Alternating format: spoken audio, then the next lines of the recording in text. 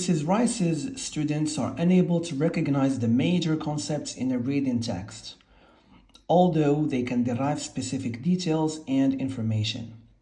Which of the following activities can Mrs. Rice do with her students to overcome this problem? إذا عندنا المشكل اللي كاين هنايا هو أن التلاميذ ديال Mrs. Rice كيواجهوا واحد المشكل يعني في الفهم ديال some major themes and concepts in the text.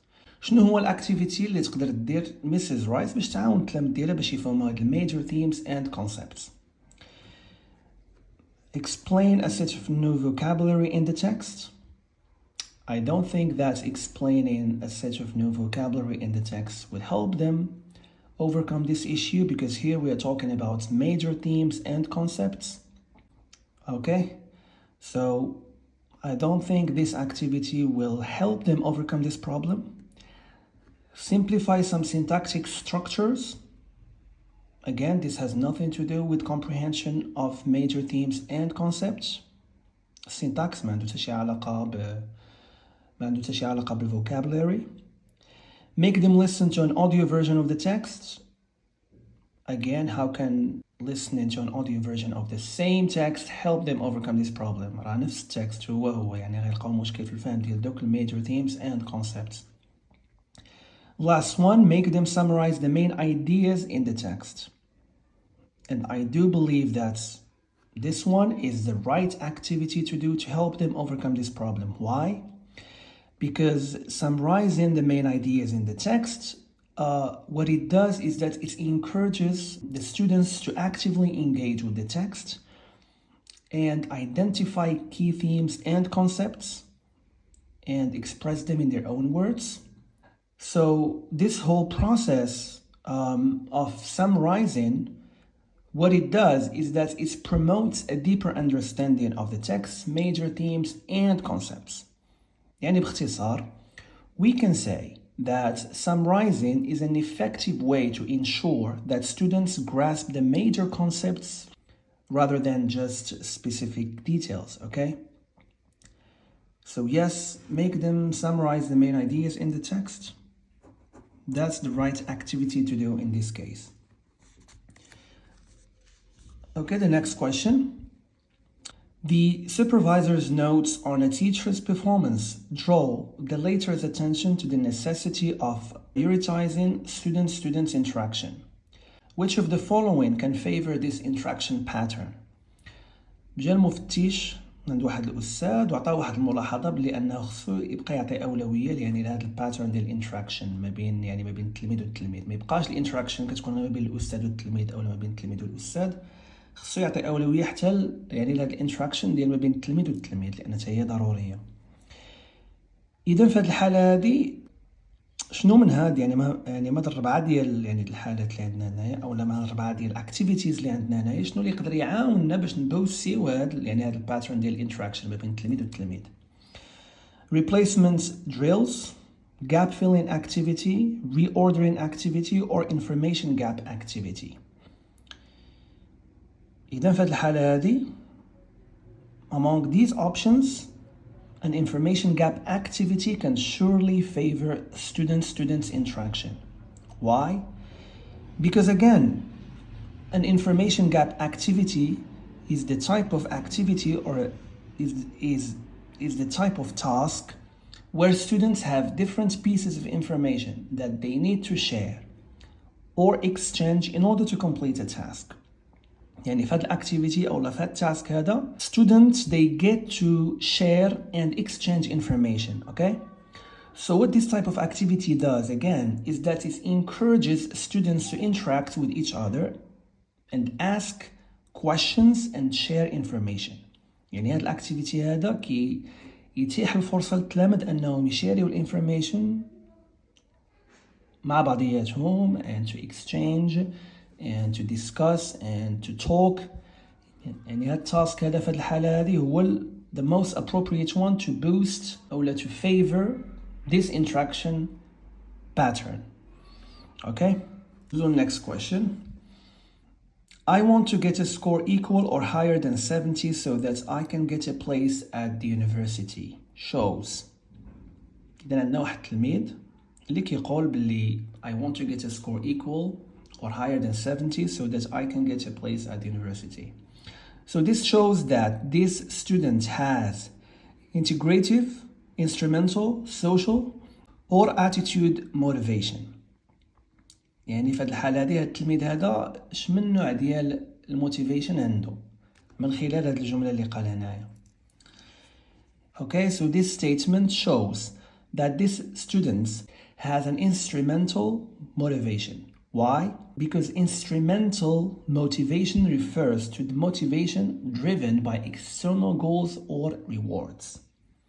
Okay, so that's instrumental motivation. يعني فاش كيكون عندك هذا النوع ديال الموتيفيشن فكتكون motivated by external goals and rewards.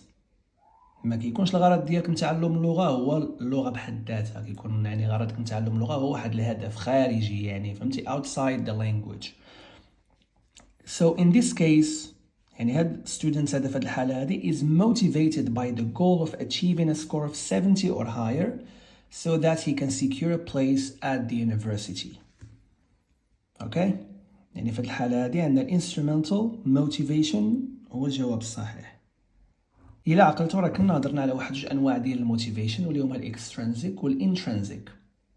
كنا قلنا باللي التلاميذ اللي عندهم intrinsic motivation كيكونوا كيتعلموا اللغة because they enjoy the language, because they love the language، يعني كتكون عندهم واحد genuine desire to learn the language.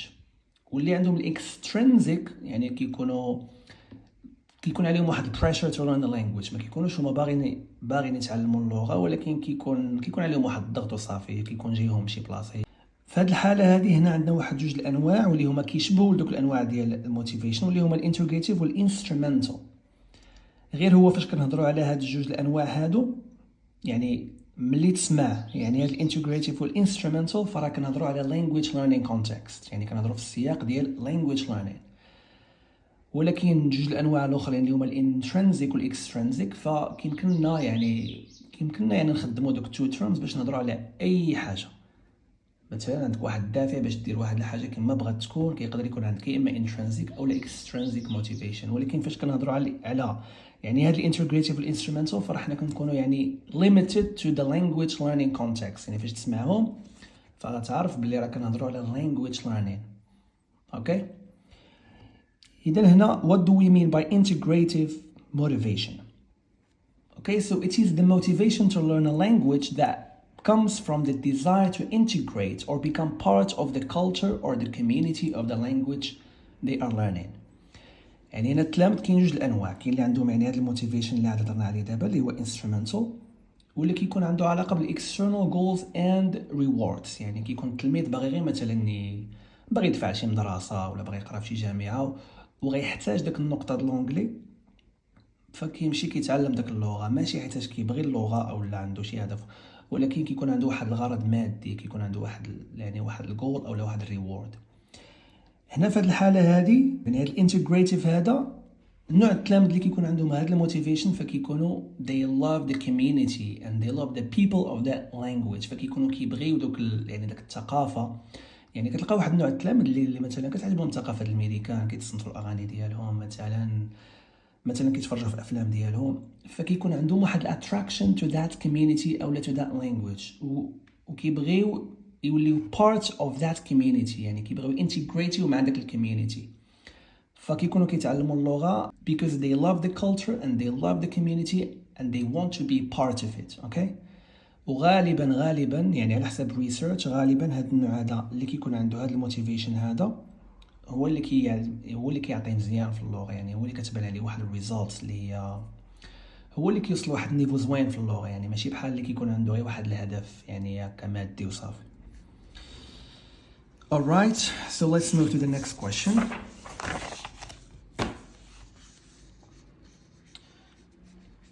Okay, when teaching grammar, the teacher always provides the learners with the rule at the very beginning of the lesson. Then she asks them to apply it to different examples. The approach the teacher adopts is deductive, inductive, discovery, or communicative. كيف هاد الحالة هادي عندنا التيتشر ديما كيبدا كيعطي القاعدة هي الأولى. ديما فاش كيبغي يقري شي درس ديال الجرامر سيمبل باست مثلا كيعطي القاعدة هي الأولى وكيشرح كيعطي القاعدة وكيعطي اكزامبلز. عاد كيدوزو البراكتيس، عاد كيتقول للتلاميذ باش يحاولوا يطبقوا القاعدة على يعني شي أمثلة كيعطيهم ليهم. في هاد الحالة هادي ديال أننا كنبداو بالقاعدة هي الأولى عاد كندوزو البراكتيس، هنا كنهضروا على شمن ابروتش. إذا في هاد الحالة هادي شمن ابروتش اللي كيبدا لنا من القاعدة هي الأولى، كنبداو بالقاعدة وكنعطيو اكزامبلز، عاد كندوزو البراكتيس. واش deductive approach ولا الاندكتيف أو الكوميونيكاتيف ولا الديسكفري؟ إذا كنظن some of you might be familiar with the deductive and inductive approach. يعني في هاد الحالة هادي اللي التيتشر كيبدا من الرول عاد كيدوز للبراكتيس، فهنا كنهضروا على الديدكتيف ابروتش. اذا هذا الابروتش هذا تيتشر يعني كي ادوبتي الابروتش ديال deductive approach. علاش؟ Because in the deductive approach the teacher presents the grammar rule using explanations and examples, and then the students are guided to apply the rule to specific examples or exercises. اوكي؟ يعني في هذه الحالة هذه فاش واحد تيتشر كيكون كيخدم هذا الابروتش هذا فديما كيبدا من الرول هي الاولى، كيعطيهم الرول مثلا simple past. غنقري simple past مثلا hi everyone, so today we're going to talk about the simple past. So the simple past is formulated like this: subject plus verb in the past. okay, فغيبدا من الرول هي الاولى وعاد غندوزو الاكسرسايزز فين التلاميذ غتتاح لهم فرصه انهم يطبقوا داك الرول هذيك على some examples. هنا كنهضروا على deductive approach. اوكي، داكشي هنا قالوا لنا ديما كيبدا بالرول at the very beginning of the lesson. يعني اول حاجه كيبدا بها هي الرول. مثلا غنقري simple past فغنبدا لهم simple past is formulated like this: subject plus verb in the past. اوكي، عاد كندوزو الاكسرسايزز وعاد كندوزو الامور واحده اخرى. فهنا كنهضروا على deductive approach. Okay, but what about the inductive approach? Which is the inductive approach? يعني في هذه الحالة هذه هو الضد ديال deductive approach. Okay? So in the deductive approach, the teacher presents examples and then allows students to discover the rules by themselves. يعني هنا teacher اللي غي adoptي هذا الابروتش هذا فما كيبداش بالرول، كيبدا بالاكزامبلز. مثلا غنقري simple past، يعني غنبدا بواحد الدايلوغ اللي غيكون فيه simple past ولا واحد السنتنسز، واحد 4 الجمل اولا 5 اللي غيكون فيهم simple past. وهنا يعني غنقول للتلاميذ يقراو دوك السنتنسز وغنحاول نعاونهم باش يانالايزيو دوك السنتنسز. مثلا غنقول لهم فين هو السبجكت، فين هو الفيرب، كيدير الفيرب كذا كذا كذا، باش نعاونهم باش انهم يديسكفريو يعني داك الرول by themselves using هاد الاكزامبلز اللي انا كنعطيهم. فهذا هنا كنهضروا على الاندكتيف ابروتش، واللي يعني فاش كيخدموا هنا الاستاذ فراه كيكون كيخدم واحد الديسكفري ابروتش، يعني كتخليهم التلاميذ انهم هما يديسكفريو يعني داك الرول باي themselves. يعني كنعطيهم الاكزامبلز وكنحاولوا نخليهم هما انهم يجبدوا القاعده. اوكي، فهنا كنهضروا على الاندكتيف ابروتش. Next question. When teaching daily routines, a teacher asks one of his students to walk around and find 6 students who do not go to bed early on Friday. This is an example of. يعني التيتشر كان كيقري الديلي روتينز وقال لواحد التلميذ نوض ويعني غتلقى لي 6 ديال التلاميذ اللي ما كينعسوش بكري on Friday. Okay, so this is an example of a survey, a drill, a role play or a simulation. يعني في الحالة هذه this is an example of a survey. Of course, why? Because a survey involves gathering information or opinions from individuals or a group of people. يعني هنا في الحالة هذه the teacher يعني شنو كيدير؟ The teacher is asking the students to gather information by interacting with other students and finding out who do not go to bed early on Friday. داكشي علاش this is an example of a survey. Okay? So let's move to the next question. Najwa is a secondary school student who has some special characteristics. She is too hasty in dealing with the classroom tasks and tests. She raises her hand to answer the teacher's questions even before he finishes talking. She also does not take enough time to consider the tasks and the different possible ways of dealing with them. Hence, she often tends to make a lot of mistakes. What type of learner is Najwa? إذا عندنا هنا نجوى واحد الحالة خاصة، عندها واحد الصفات. She is too hasty, meaning she is too fast and she is too quick to answer questions، يعني ديما كتسرع ما كتاخدش وقتها. She doesn't reflect, she doesn't think before speaking. She doesn't take her time. She raises her hand to answer the teacher's questions even before he finishes talking. يعني في الحالة هذه what type of learner is Najwa? She is a reflective learner. Of course not. لأن علاش؟ لأن she is too hasty. يعني she doesn't reflect. بالعكس ما كتاخدش وقتها، كتسرع في الأجوبة، كتقاطع الأستاذ. She doesn't reflect at all. Okay, so she is not a reflective learner. She is an impulsive learner. Yes, she is an impulsive learner. علاش؟ لأن من الحالة هذه كنلاحظوا واحد impulsive behavior. واحد البيهيفير اللي هو ماشي نورمال. ما كتاخدش وقتها، كتجاوب دغيا، كتقاطع الأستاذ قبل ما يسأل الهضرة، وديما كدير الأخطاء. ففي الحالة هذه of course she is an impulsive learner. Why? Because impulsive learners, they tend to act quickly and without much reflection. They always rush through tasks and they jump to conclusions without fully thinking and without considering different possibilities. Therefore, they make more mistakes due to their impulsive nature. Okay? So هنا في الحالة هذه, the fact أنها she raises her hand to answer the teacher's questions even before he finishes talking shows that she acts impulsively in her learning process. Okay? يعني أن نجوى عندها واحد impulsive behavior, and so she is an impulsive learner. She doesn't take her time, she is too quick to answer, she doesn't think, therefore she makes mistakes. She makes mistakes because she doesn't reflect on what she says. Okay, so the answer is she is an impulsive learner. Okay, next question. Differences in learning styles can make the same teaching method wonderful for some learners and terrible for others. The three major and predominant learning styles that are generally referred to in the literature are. إذن كما كنعرفوا كاين بزاف learning styles. Okay? كنا هضرنا على Gardner's theory of multiple intelligences.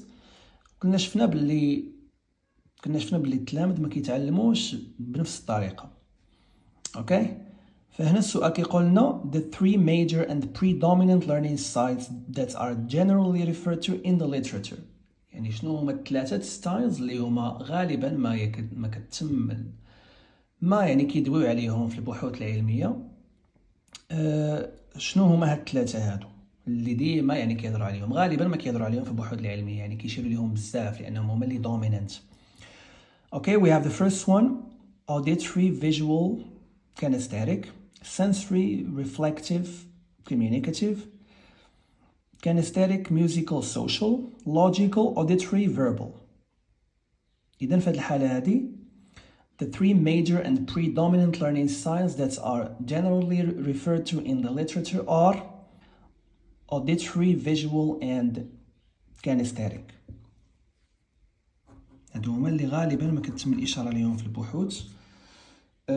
يعني غالبا ما كيهضروا عليهم لأنهم هما اللي كما كنقولوا dominant. Okay? So, what are these learning styles? أجي نعرفوا كل واحدة فيهم شنو كتعني باش ناخذوا فكرة على كل واحدة فيهم. Okay, so how do you know that a student is an auditory learner? So this type of learners, they prefer to learn through listening and verbal communication. Okay? So they learn best through lectures and discussions. فكيتعلموا يعني أفضل عن طريق السمع. يعني كل ما دويتي معاهم، كل ما كانوا discussions، كل ما كانوا lectures، كل ما كيتعلموا يعني أفضل. Next one we have visual learners. Okay, so how do we know that a student is visual learner? So this type of learners, they prefer to learn through visual aids. Okay, they learn best through diagrams and charts and images and graphs. النوع الثاني هو الفيجوال ليرنرز، واللي هما نوع ديال التلاميذ اللي كيبغيو يتعلموا او كيتعلموا افضل عن طريق الرؤيه، يعني they are visuals، يعني كيتعلموا افضل عن طريق الفيجوال ايدز، يعني فاش كيشوفوا ماشي كيسمعوا او لا يعني او لا كيتاتشيو او لا. they see they learn best through visual aids. okay, so هذا النوع هذا كيتعلم افضل عن طريق الا مثلا كتشرح له الدرس، حاول ما امكن مثلا بحال بتشرح الدرس عن طريق مثلا نقولوا pictures، عن طريق charts، عن طريق diagrams، فهكا كيكونوا كيتعلموا افضل، وغتكون كتارجيتي هاد النوع الليرنرز افضل عن طريق يعني الاستخدام ديالك لهاد الفيجوال ايدز. last one واللي هو kinesthetic learners. Okay, so again, how do we know that a learner has this kinesthetic learning style? So this type of learners, they prefer to learn through hands-on experiences and physical activities. Okay, so هذا النوع هذا كيتعلم افضل عن طريق الموفمنت، كل ما تحرك كل ما كيتعلم افضل. يعني كاين واحد النوع التلاميذ كتلاحظ فيه واحد النوع الحركيه، كيكون كيتحرك، كيبغي يشد هنا يصوب هذه. فهاد النوع ديال التلاميذ كيتعلم افضل عن طريق الموفمنت، يعني عن طريق الفيزيكال اكتيفيتيز. اوكي، ندوزو للنكست كويشن.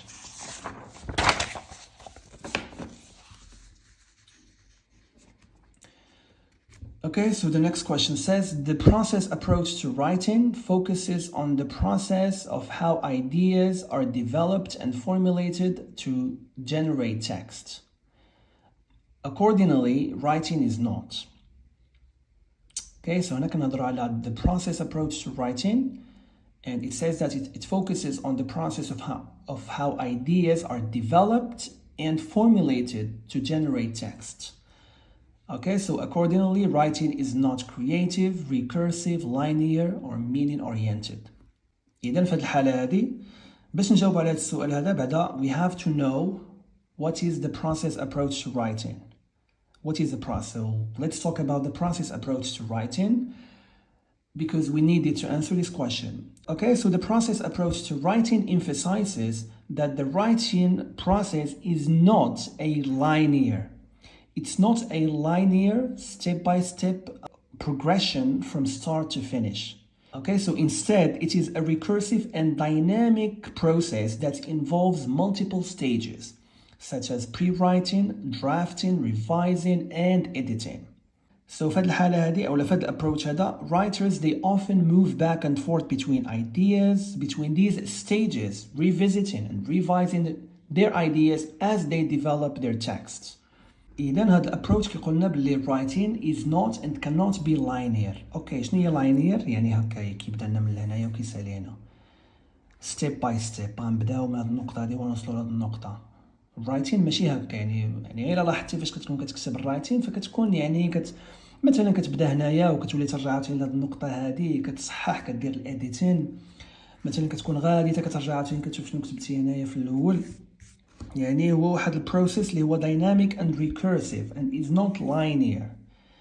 يعني كاين بزاف المراحل واللي فاش كتكون كتكتب فراك كتلقاك هنا وتولي ترجع لهنا، مرة انت هنا مرة انت هنا، لأن ماشي شي حاجة اللي يعني كتبدا من هنا وكتسالي هنايا. اوكي، سو هنا في هذه الحالة هذه الجواب ديالنا هو it is not linear of course. It is not linear. Okay, so the next question. When introducing a unit, the teacher asks students to individually write few ideas about the topic of the unit. He then asks them to discuss their ideas in pairs. Okay, so after that they discuss the ideas in large groups. In this activity, the teacher is a planner, an organizer, an assessor, or an editor. يعني شنو هو الدور اللي كيلعبو الأستاذ في هذه الحالة هذه، يعني في هذه الأكتيفيتي هذا.